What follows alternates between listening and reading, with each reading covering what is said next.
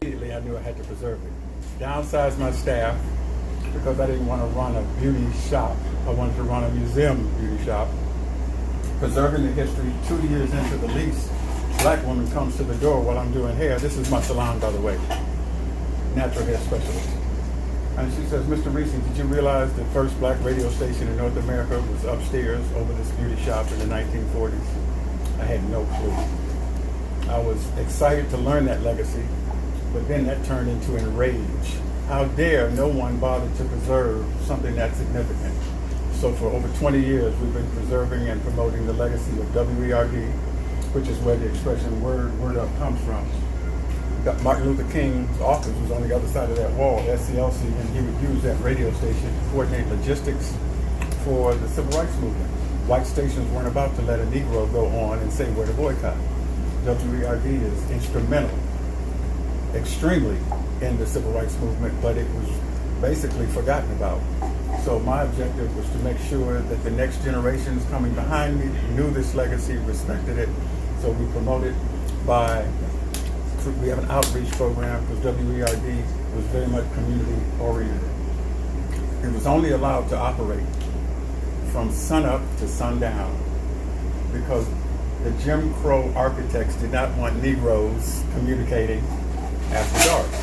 It was only given a 1,000-watt radius because they didn't want Negroes talking to other Negroes too far away. The station still succeeded. I brought the station back via the internet with an all vintage, all vinyl, all the time format. You can follow us on our social media at Word Studio WERD ATL, and we're a donation museum. This is how we stay afloat, by having events like this, selling t-shirts.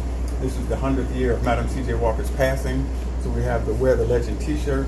So this is pretty much what we do. Like I told Royce, this is not my space.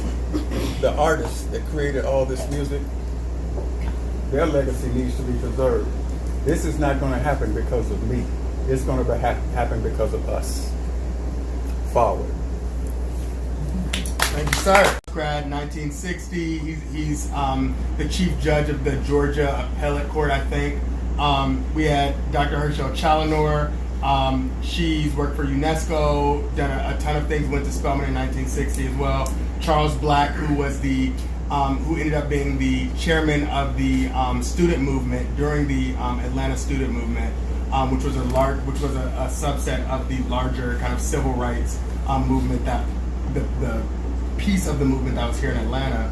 And now we have Mr. Reggie Haslam Sr. And I'm really excited to have this conversation because I have a long history. I have a history with this gentleman here and his family because I grew up with his children in the neighborhood, and when I was thinking about, the next conversation that we were gonna have, and I was like, okay, who do I know that I want to have a conversation with, who's interesting? Feels like we've done the AUC thing, no hate, but we talk, but I was like, how do we tell other stories and continue to tell the story, the rich history of Atlanta through the lens of someone who's not in my generation? And so I was like thinking about it, and I think I was like around here, and I was like, I need to call Mr. Haslam. So Mr. Haslam is a very interesting guy. His family is really cool. If you don't know them, the Haslams are around here. Raise your hand if you're a Haslam. Somewhere in the car. Yeah, they look alike. You can point them out. But I'm very happy to have this conversation with Mr. Haslam. So I'll read you his bio really quickly, and then you'll understand why he is sitting across from me and why we're going to have this conversation. Mr. Haslam, Mr. Reggie Haslam Sr. Reggie Haslam Sr. is COO and co-founder of Vector Transportation Group. As an Atlanta native, Mr. Haslam's background in the bus transportation industry spans over 40 years. He's led transportation projects for 4 Olympic Games, Atlanta, Vancouver, Salt Lake City, and London, 2 Democratic National Conventions, 3 Super Bowls, and several Indy 500 races. That alone, means he should be here. He's a graduate of Washington High School, so Atlanta, born and raised. Mr. Haslam's entrepreneurship began in the late 70s as the first African American to own and operate tour buses in the entertainment industry. He would provide tour bus services to a who's who of R&B entertainers in the 70s and 80s, such as the Jackson 5, the Commodores, Anita Baker, Peebo Bryson, Shaka Khan, SOS Band, and many more. Later in Mr. Haslam's career, he shifted his focus to major event transportation, so the Olympics and the Indy 500 as I spoke of. Among his long list of major events, he provided bus management and to corporate sponsors during the 1996 Olympic Games in his hometown of Atlanta. So that was the first one. I vividly remember the Olympic Games as a kid and seeing all the beautiful things that were here in Atlanta. It was a great time. And that's all Atlanta that I miss. Mr. Haslam is also committed to giving back to the youth and has dedicated his time to educating youth people on entrepreneurship in the transportation industry. There's currently a documentary called Journey of a Lifetime about Mr. Haslam's life available on YouTube. So I've known Mr. Haslam, I've known his family, and then when I was sent the documentary, he was like, check this documentary out, check it out. I don't even know why you sent it to me at first. I forgot why you sent it to me. I know you need to see it. Because you know I need to see it. So he was like, yeah, check this out, casually. He was like, yeah, I'll send you the link. I was like, okay, I didn't think he was really gonna send it. He sent it, I watched it, and I was like, whoa, this is incredible. It's really, really interesting, and I learned more about my friend's father than I knew. I just knew them as the family that lived down the street that had tour buses parked outside. And I was like, yo, why did they have tour buses? I had no clue why they had tour buses. So it was really interesting, and his documentary really talks about his life from a child here in Atlanta and then really creating a transportation empire here in Atlanta. And he is truly one of the unsung heroes here in Atlanta, and I'm happy to bring him here to Sweet Albert Story. So welcome, Mr. Haslam. Thank you. Okay, so we start these conversations out with something called wordplay, and it's really just a word association game. What that is I hold up a word. Oh, wordplay. Hold on. I have a card for this. We're also doing Facebook Live. So if anybody's on there, thank you for joining. Thank you. Wordplay. So I will hold up a word, and Mr. Haslam, you just tell me what you think about the word. Okay. First word or set of numbers. 1996. The Olympics. Nice. Anybody else remember 96? Yeah. Was anybody here in 96 during the Olympics? Folks are sitting on the first row. Right. Y'all were here. Okay, nice. Okay. All right, Master P. Can't dance. Can't dance. So little known fact, Mr. Haslam loves Master P. I didn't know this. He likes him as a what's the thing about Master P that you did? He's a great business guy. Yeah. That's number one. Yeah. I like to see entertainers come out of what they do every day. Yeah. And go into a totally different field. Yeah. That's what he's doing. Yeah, absolutely. I mean, Master P is one of the. And Ryan Haslam must have told you about that. Yeah, he did. Okay. Yeah, Ryan, that's his son there, and that's his other son, Reggie, over there. All right, DNC. We were blessed because we handled both of President Obama's Democratic Convention. And what that means, when you see that, all the people in there, we transport probably about 95% of them for that week. And I think that when we ended up maybe 400 buses, the guy there was involved. I like to bring in people that I know. Yeah. What's interesting, and I thought this is really interesting that you said, Reggie, is that transportation is one of those things that when it goes smoothly, no one knows how vital it is. But when it messes up, it goes to the forefront of the conversation. And it's like, oh, the transportation was messed up, And so I thought touching on that business was pretty interesting. And one of the main reasons I wanted to bring Mr. Haslam in and talk to everybody was really because as an entrepreneur myself, and I know as creatives, a lot of us are entrepreneurs, it's important to hear from people that have been entrepreneurs for many years because it's very hard to do. And these are major accomplishments, doing these major events. Oh yeah, the correct. back end, Yeah. we don't know nothing about that service. Right. So we never hear that. Oh, that's right. No, I know we're all about the back. That's right. No. All right. Atlanta. I kind of grew up on this street, playing basketball at the Y. That's closed. Atlanta Life. My mother worked there, so after getting through playing basketball, I would go up there where she was. Yeah. And there's so much rich history on this street. On this street? On Auburn? On Auburn. Oh, yeah. Matter of fact, our office is on Auburn. The building where we are, that building is 105 years old. I love it. Yeah. It's a great building. Yeah. They're right at the Oddfellows building. If Yes. anybody knows where that is, it's right on Auburn Avenue. Beautiful building, like this way. Yeah. Okay. BP. BP was a great project for us. Yeah. Reggie's another oil spill you think is coming soon? I like that. Hopefully not.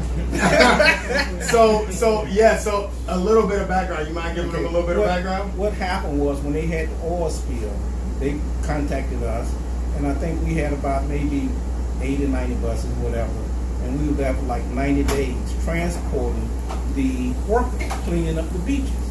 So people don't realize the different opportunities in the transportation business.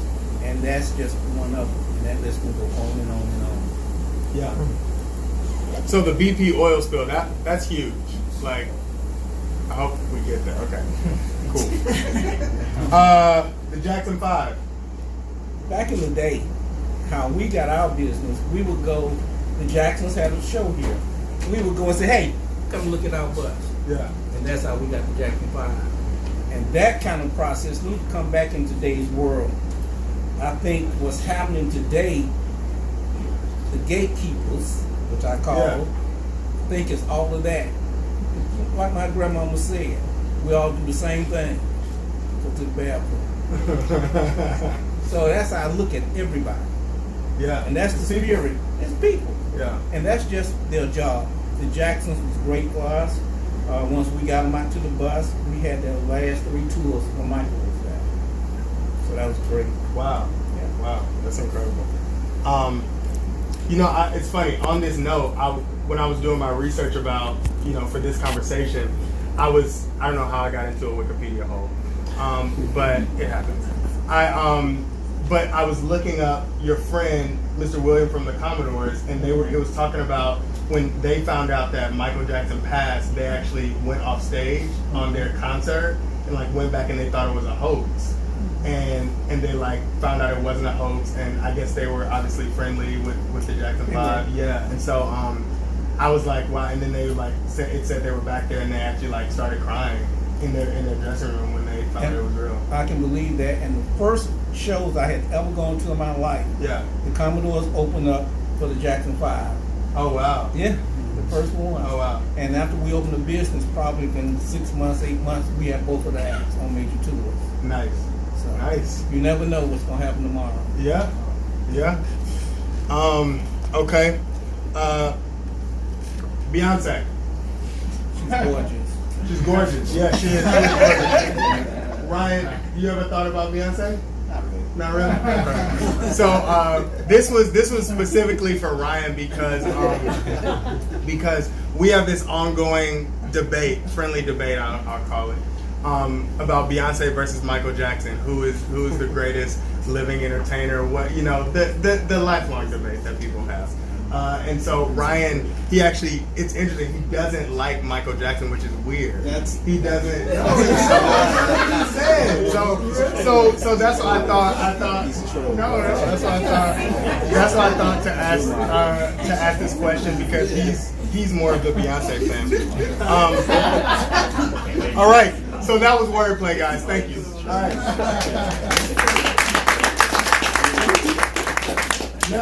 So thank you for those. Thank you for shedding some light. Did we learn a little bit about Mr. Haslam just in those words? Yeah. All right. So let's get into some questions. Mr. Haslam. Yes, sir. Mr. Haslam. Let's see, where's It my... seems strange because I've been knowing him from a kid, Right. grown man now. So, okay, so you're Atlanta born and raised. Yes. And which is always interesting to me because when I'm out or whatever and people go, oh, where you from? And I'm like, Atlanta. And they're like, oh, but for real? And I'm like, no, for real. Like Atlanta, born, I'll tell you the hospital, it's that type of vibe. So you've seen the city go through incredible change.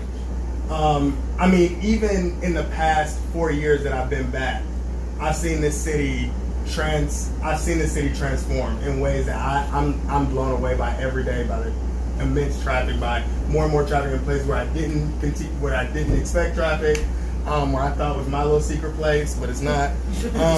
So a part of what we do here is attempt to paint the picture of old Atlanta.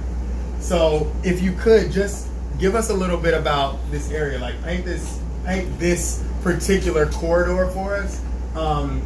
When you were growing up? First of all, when I was growing up on this street here, it was just us. Yeah. Just had a conversation with them earlier. Now you see all kind of folks walking up and down the street. Yeah. And I don't know what's happening with us. Mm-hmm. And that's another conversation. Don't start. I told my wife I won't start preaching today. Look, But it's just some things. But it's just some things that it's just not feeling good for me. Okay. And it's not just the street. It's overall. This is supposed to be Chocolate City. Well, it ain't. And I'm gonna go back. Yeah. To '96 and before. When somebody came in here, they had to bring us so much business, a percentage. Mm-hmm. They ain't like that no more. And you know why? Because of the young folks. It's something that has gotten lost, and I cannot figure out what it is. When we came up, excuse the expression, we all grown, we had balls. Mm-hmm. And we were fighting. We had a fight earlier this year, and it worked because that's what we do. We believe in networking because we understand as an industry, transportation management, that we don't know nothing about. And in all these years for what we do, believe it or not, we're still the only minority company in the country to do what we do. Isn't that sad? Really? Now we're happy. Really? We're good, but yes, that's a fact. The That only is- minority transportation management company That do what we do. That do what you do. Exactly. On the Okay. event side. Okay. On the event side. Yes. Okay. Yes. That's Yes. incredible, actually. Yes. And why do you think that is? That's a good question. Yeah. Why, Reggie? This is your interview. Do you have a thought, Reggie? I have lots of thoughts. But, Okay. Yeah. Yeah. So, I mean, it's just long sales cycles. Major Yeah. events. Right. They 2 years, 3 years, Right. 4 years before Right. you see something happen. Right. So you have to lots of dedication, lots of resources that Yeah. goes behind that. Yeah. So it's not for the faint of heart. And the Instagram generation, where it's It's very instant like, gratification. you know what I'm saying? That's tough. Yeah. No, that's really interesting. So, okay, so so yeah, you were painting the picture of this area. So Yes. what was it like? Like now I know, we have Sound Table up there, and we have church and all these different kind of trendy bars that we have up there now. But what was Auburn Avenue? When you walk down the street, like what were the types of people you would see? What did it look like? Just everyday good people. Yeah. Again, like I said at first. Yeah. Playing at the Y, running up Yeah. the street, 11, 12 years old. Yeah. Kids don't do that no more. Yeah. Why? Inside on the phone? Yeah. Yeah. It's just a different day. Yeah. And that's another part that I'm just trying to grasp myself because, yes, I want to do this more and more to bring light to people of things that I know for a fact. It's not what I've read in the book. It's the true experience of what I have had. Right. And that's a total different thing. Right. So that's a hard question to a certain degree. Yeah. Because things that I remember on this street, it doesn't exist no more. Right. And that's what's saying. We had a favorite restaurant that my wife and myself would go to, and we came out one day and they had all these people out there. They was auctioning the building off. And in 3 days, the black people that was there, but ain't no telling how many years, gone. The Wow. building now, white boy bought it. Right. And I'm a very open-minded person, don't get me wrong. But they put these people out, and the building now is still empty, and that's been over 3 years. And it's steady going. Like I said, I'm seeing folks coming that's on the other side, study looking at these buildings. They're not doing it because they ain't got nothing else to do. They're moving in because they see what's going on, and we sit right here and let it happen. Why? Yeah. I think Maybe I took it somewhere yeah, else. no. I don't think you took it anywhere else at all. I think it's really interesting. I mean, you know, ownership has always been something that minority communities have suffered with in America, right? And I think like ownership of especially coveted places like this, and it's recently now like it's recently been like a super hot, trendy area, Auburn Avenue. Because before, like I know, it, you know, some people would say this wasn't like the best area to be or whatever, but I think ownership as a whole is something that we're trying to work on. Well, you go up to the Curry Market. Yeah, Okay, it used to be nothing, 100% black vendors in there. yeah, That was it. You can go in there and they had live chicken. They run the neck and you took that chicken home. So, but that's how it used to be. You remember that? That's why you laughing. Did you grow up in Atlanta as well? Oh yeah, Oh, nice. Okay, around here as well. we Washington High. Okay. Oh, did you all know each other in high school? We graduated the same. Ah, okay. Yeah. So, you know, you remember certain things like that. Yeah, And that's what needs to be put back into the communities today. yeah. Tell me how, folks. How do we do that? We doing it right now. I think things like this. So like Oh, okay. something, you know, and I completely understand that, and I empathize with that because, you know, for me, I'm like, how do I figure out a way to talk to people in my generation, to hear from you? You know, we hear about Martin Luther King, we hear about the same people, but there are so many giants in the community that I don't think we know about, and I think a large part of it is just knowledge. Well, it go back to, I take my hat off to all athletes and entertainers. Yeah. But if you're not one of those people, for whatever reason, the media feel like it's nothing to talk about, or it's us. Well, my message is, one of them, I'm so glad for all the athletes. I'm proud of them because they make a ton of money. But let's start talking about the people that sign their checks. Let's talk about the people when these men can't run no more, because these people are still signing the checks. Let's look at, I think Beyonce is wonderful. Yeah. But who does she work for? Herself. Now. Live Nation. Now. Maybe partner with Live Nation Yeah. or what have you. I remember back in those days when it wasn't number, your daddy, he remembered. Nothing but black promoters. That's it. Mhm. Period. Even the acts have started going across. Yeah. You know, so that put another set of people out of business. Mm-hmm. So Yeah. Yeah, and so okay, so then transportation industry, which is it's an interesting industry. It's not an easy industry as we talked about. It's not an industry. It's not like the one that comes on the forefront of your mind is like the sexiest industry to be in. But I want to talk about kind of how you got there, because there are a number of careers, but you have chosen to flourish in a very specific niche, in a space that not many people of color especially decide to go into. So I want to touch on that a little bit.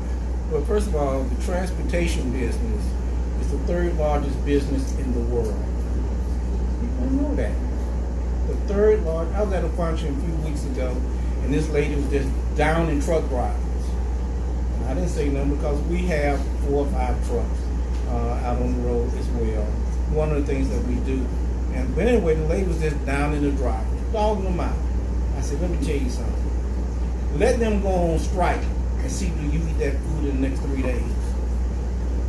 Because it's a myth of the transportation business, but it's such of a big arena. Talk to that gentleman there about cutting grass from Atlanta, Georgia to Birmingham. They're all up on the transportation. We all see the Cobb County buses every day, the express buses, right? Okay, and Reggie, correct me. We probably have had that contract 4 or 5 years, probably 300-400 buses that we clean every day. Ask me how many have I cleaned? How many? None. But what I'm saying is so many of those kind of opportunities out there. Yeah. We do business with a company called Transdev. Transdev is the largest management, number one and number two, transportation management in the world. It's a French company. And so they bid, when you hear a model, I'm going to just use model for example. Yeah. You have somebody, a management company behind them actually running what they do. Okay? So when they bid on these hundreds and $100 million contracts, they have set asides. So out of 236 Auburn Avenue, right down the street, we do the minority business. We find well, not operators, but there's an opportunity for dispatchers, cleaning buses, mechanics, what have you. Throughout the country, we find those people. Is that pretty much right? That's it. Yeah. And so we do that. And I have to say this, it might have been around the first of the year. The Olympics is going to be in Paris in 2024. That company got in contact with us because we have the background of Olympics.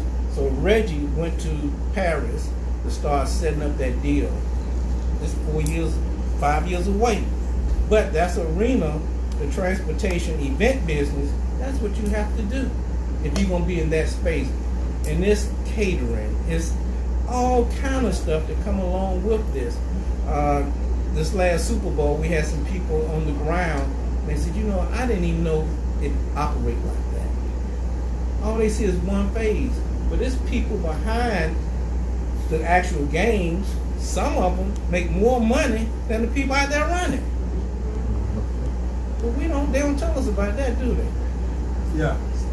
Yeah, so you experienced a little bit of adversity growing up.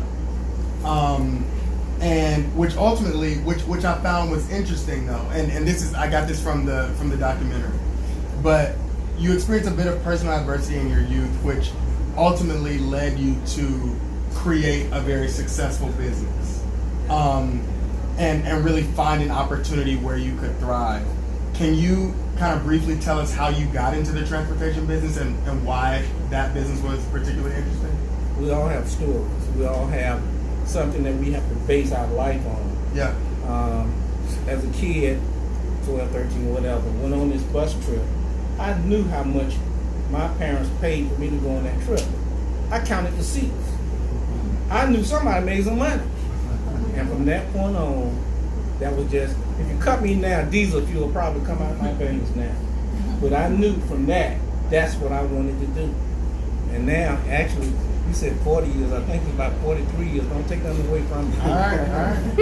Oh, I said over. I said over. So then, okay, so you were counting the seats on the bus, and you got into the transportation business, but isn't there a story about, like, how did you get into transporting celebrities, and how did that transpire? I used to work for Delta. Yeah. Actually, I retired from Delta. Right. 25 years, they gave me 30 years. But I was raising a family. So in my head, I had to raise my kids, married, taking care of all of that. That was number one. Plus I wanted a pension. So, Right. But also, there was a guy that was there, and true story, he decided to be a promoter. So start working with him, and then I started noticing that back then, the accidents in RVs and that kind of stuff, because the average black couldn't afford it. So just start researching, and by then, I probably had saved up about $250, and I got some investors and went and bought a bus. Didn't know nothing about the bus. So you just saved your money and went and bought a What type of bus? Trailway bus. Okay. I had to get it financed. Okay. What's And the so- Trailway bus? What type of? It's like Greyhound. Oh, okay. See, Okay. it's actually another. Yeah, see, I'm like, and your are y'all bag- rapping on this Trailway bus? Do y'all know what a Trailway bus is? Oh, you know what? I'm like, yeah. Do we know what a Trailway bus is? Yeah. I'm like, what's the Trailway? Okay. So you got the Trailway bus. What is the inside of the Trailway bus look It like? has a bunch of seats in it. Right. So got some more money together. And found an interior company. Okay. And took it to them. And when I was telling my folks and friends that I'm gonna take this bus and put beds and TVs, and they thought I had lost my everlasting mind. Right. But once I did it, and like I said, shortly after I started getting all these acts, so can I go to the show with you? Yeah. So All how right. quick things change. Right. And that's in every business that's new. And I think, just speaking out, I think there is no bad ideas. There's not. As some of you know, who know about Pet Rock? Oh, yeah. Okay. The pet rock. What's the pet rock? Do you know the pet rock? He became multi-rich. Okay. Basically, all it was a rock. Uh-huh. And he sold it to people. Oh, okay. And he called it the Pet Rock. Okay. Yeah. So if we were sitting here and said, I got a great idea, Alan, I got a rock and I'm going to call it Pet Rock. She said, what you been drinking? Right.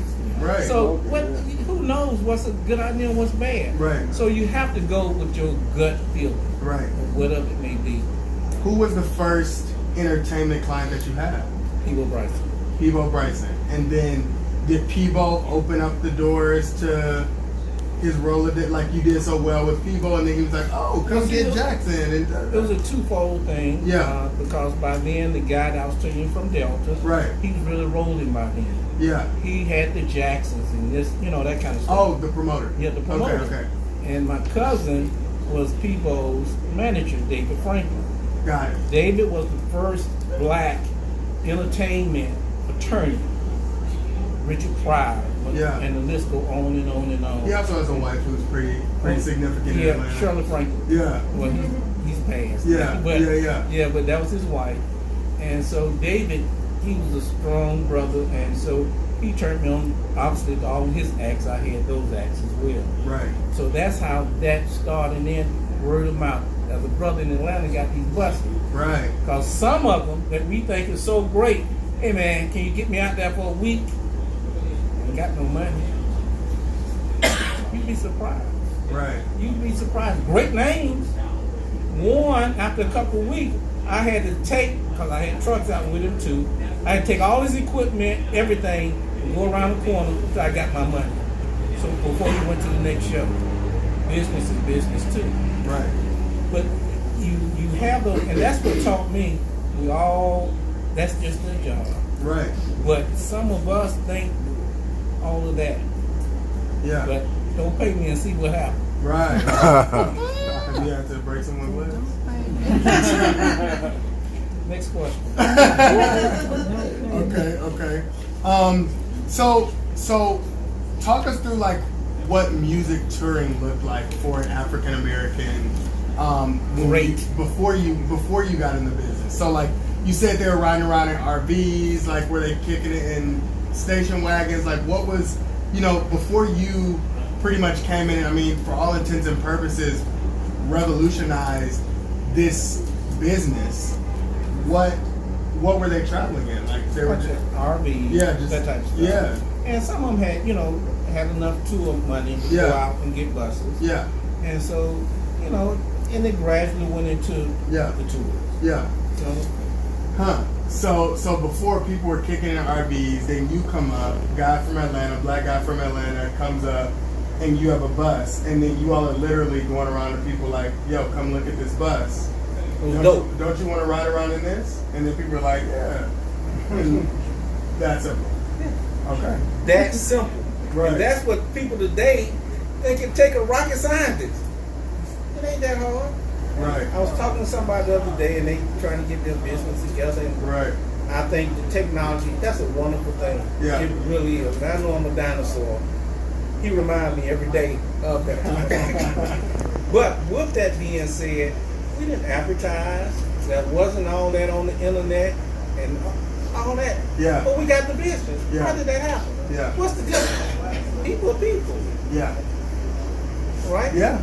I mean, I think also too, there's obviously a hustle spirit that you have. I mean, that any entrepreneur has to have, just a kind of by any means necessary type spirit. Well, you do what you have to do. Now, keep in mind, we Yeah. had major tours out, Right. and I was still at Delta Airlines at 5 a.m. in the morning. Okay. So this Oh, yeah. was on simultaneous. Oh, yeah. Okay. Oh, yeah. That was tours, and we didn't have cell phones, so I had Right. to keep plenty of quarters in my pocket. Which I still don't understand. I'm still trying to like understand. Okay, so this is what I was trying to understand. I was trying to think about the other day. So we work in offices. We know what we do. We get there. We log onto the computer. We have our cell phone next to the mouse. You know what I'm saying? We're on the internet. We're pretty much doing emails. That's pretty much what work is, right? Like now, in 2019, you're going into the office and you're pretty much sitting in front of grad 1960 in front of like an email like screen. What were you doing? Like, that is my question. Like in 19, and I was thinking about this the other day because I remember you working at home, and I was like, I remember when we got cell phones and things, but I'm like, what were y'all doing? It, like, if you were like, okay, no, I'm going to the office, like, were you just flipping papers, or like what? Like what? Like really? Like what was going on? Like, and it hasn't changed for me. Yeah. Today. He's flipping papers. I have a good time. I talk on the phone all day long. Right. I laugh and joke with my different vendors. Right. We have a good, honest time. Right. A good time. Right. So, and I can call these guys and say, I need 40, 50, 60 buses. Right. For this, and this. Right. And then we'll start talking about something else. Right. So that's why I say, and it's the same old boys. Ain't nothing different. Because they're my age, and something your dad said a few minutes ago, and he's absolutely right, that we really have to get out here, we, front row, back there, have to really get out there more and talk to these folks, because I hate to say it, but we got less time here than the time we've been here. Yeah. And that's for real. So when our generation go, I believe our generation was one of the first of certain levels. We had a community that was called Gifford Forest. I don't know if y'all familiar. Okay. Gifford Forest is on 2020. Do you remember that? It's on 2020. And the reason why it was the first black community with black developers and total black buildings. Right off the Cascade. And we were blessed, weren't we? I'm still trying to figure out what y'all were doing in the office. That's what I'm trying, because if I go in the office and if I try to do a day without getting on the internet, it would not be possible. Like, and call myself productive. Like, I don't even know what papers to flip. I don't know what calls to make. Like, I'm just like, hey, come, like, we gotta I have to set admit, up. Reggie get furious. Yeah. Because I love my yellow pad and pencil and my $2.50 calculator that I've had probably almost 10 years now. Okay. But, so when I write stuff down, I take it to him. He flips out. I mean, because that's just, it works for me. Right. Right. And it's just, I think you can keep it simple Yeah.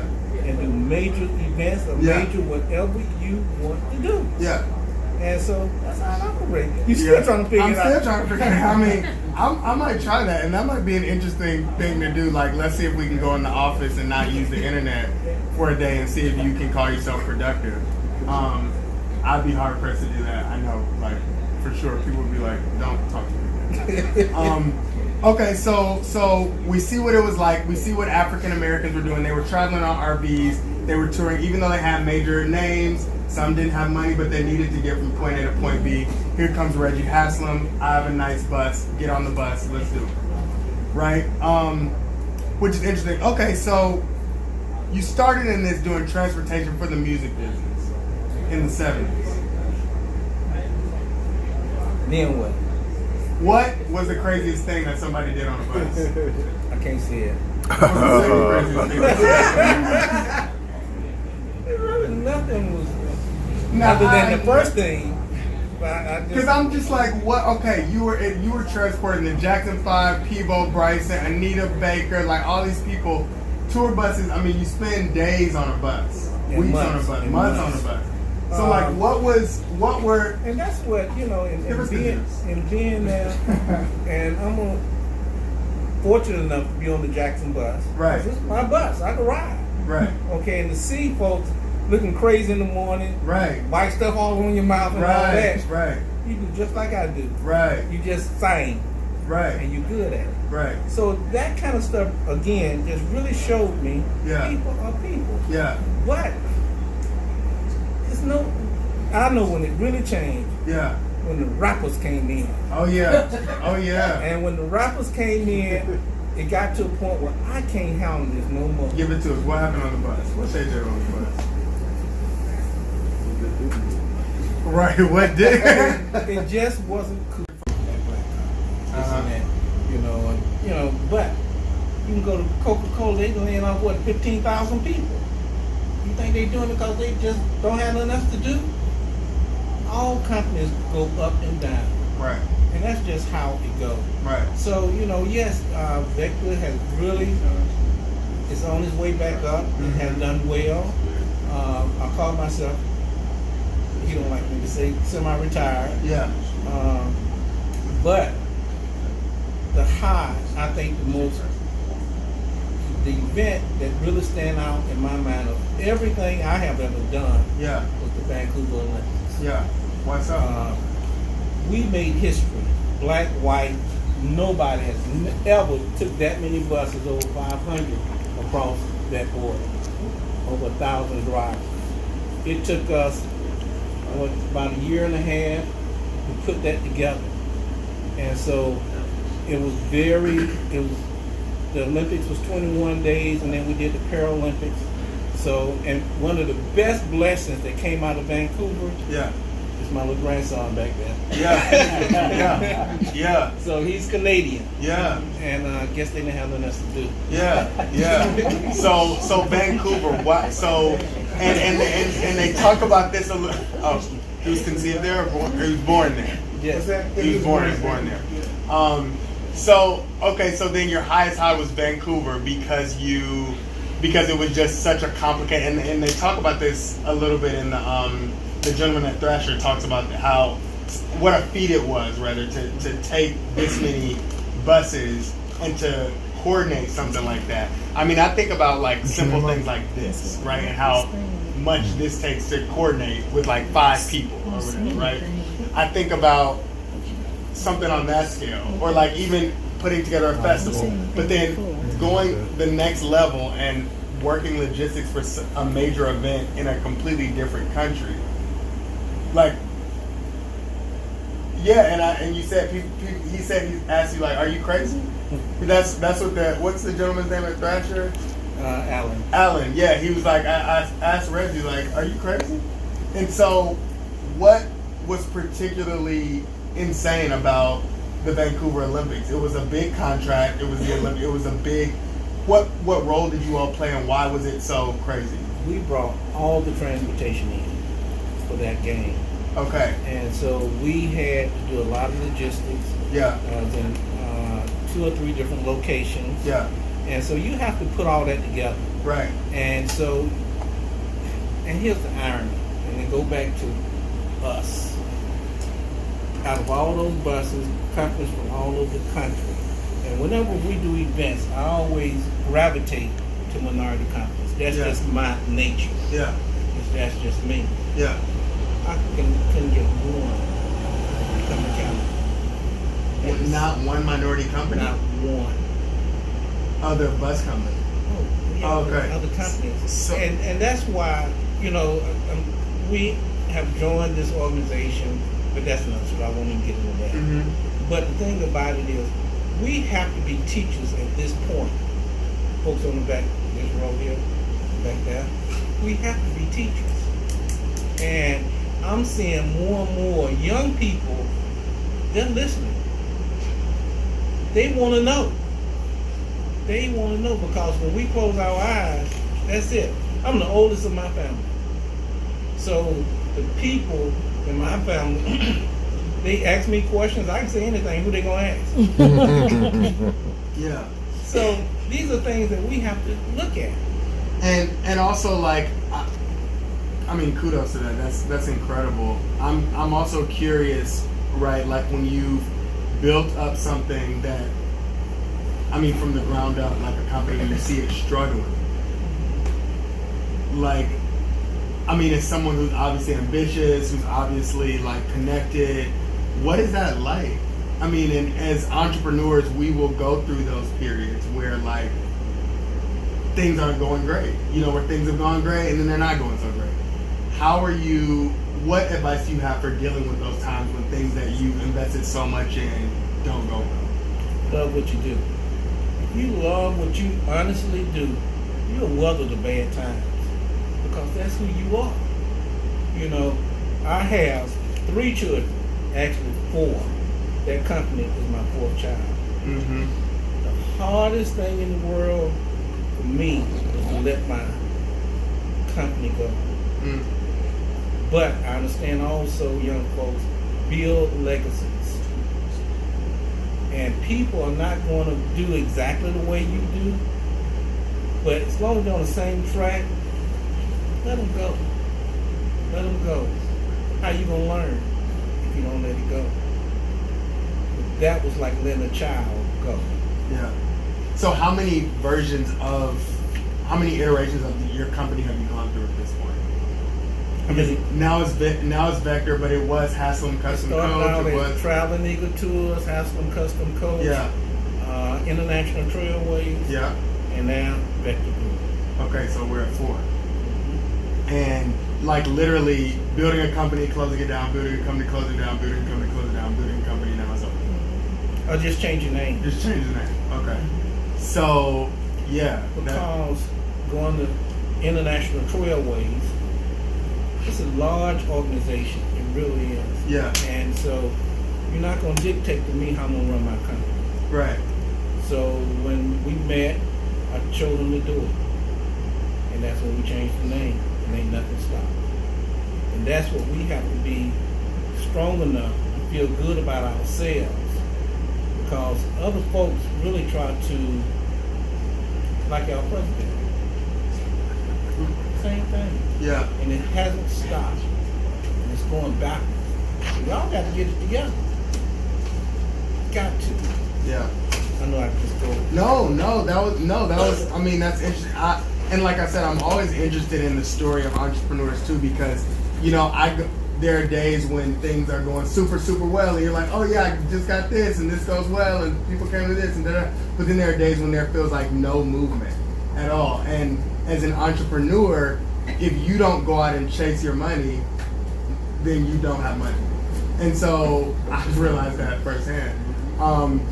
So it's a very interesting space that entrepreneurs reside in, because you know, you build something, you hope people like it, or you hope you get it, you hope you get this thing, and no one else, there's no safety net.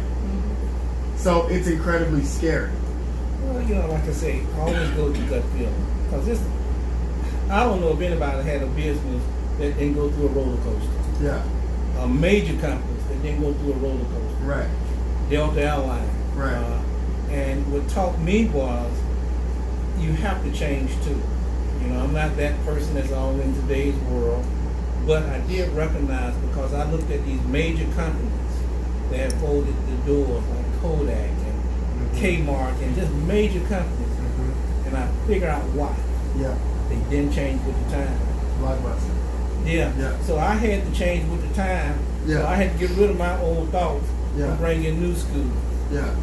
What did that look like? I mean, were you like, okay, son, all right, young people, like, What did it look like? yeah, Damn, what y'all talking about? Right. Email. I'm flipping these papers. What you talking about? I'm flipping these. What do you do with the fax machine? Right. This is my calculator. Yeah. I get it. But then you look at just overall business itself. Yeah. And I like to just use a couple examples, especially that one of FedEx. Yeah. Y'all familiar with that Yeah. story? I think that's a wonderful story because I totally believe in education, Mm-hmm. all kind of ways. But there's people that teach one thing. Long story short, the guy was doing his thesis, and so I got the major college where he was. Yeah. And it was on FedEx, how to run it. The professor flunked it. And look at FedEx today. That was a young guy that told me we was doing the Olympics. Yeah. He might have been involved, I don't know. Yeah. And this guy Yeah, I said, was in the Olympics. I got a good idea. And I went, what is it? We can sell water. I said, boy, if you don't get yourself out of here, you Right. better. Kept saying it, kept registering. Me and my boys, we can stock these buses. Long story short, Right. I sold over 300,000 bottles of water. So Oh, wow. you never know what's going to work. Right. Thank you, Reggie. Right. So Reggie, that was your idea to Yeah. sell water. 15, 96 Olympics. Really? Yeah. Throw out those legendary stats. Yeah. 15, 96 Olympics. 96, 300,000 bottles of Watch water. my watch. Yeah. Oh yeah, that's nice. That's nice. nice. Yeah, that was nice. So okay. So then think bringing on people with fresh perspective, fresh ideas, Have to. and having you as the founder of the company, just making sure that you are able to listen to those people when they have good ideas and trust. But it also go both ways. Mm-hmm. You have to figure out that mix. To mix the old with the new. Mm-hmm. And so, and it's more new in today's time, and I got that. Yeah. But one thing you cannot take away is experience. Mm-hmm. You cannot take that experience away. And so your mama, your daddy can say one thing, 9 times out of 10 they have truly experienced it. And sometimes they don't say nothing so they can get a butt with. Right. And it takes that. Right. It takes that. Yeah. I mean, okay, so you were the largest minority contractor to secure a contract with the Olympic Games in Atlanta. When did that process begin? And what does that look like? So Reggie, you said, I mean, you went to Paris to try and secure your spot for the Paris Olympics. Hey, but yes or no? Right. You know, and I'm gonna go back to '96 since we all. Yeah. What presentation? What no presentation? Just do it. Yeah. Okay. That was it. Yeah. We brought in over 200 buses for that. Right. From Coke, Delta, and let's go on and on. It wasn't all of that. We make it so much more complicated than what it is. So. Yeah. Well, thank you so much. This Thank you for having me. This has been really, really good. I think how we learned a little bit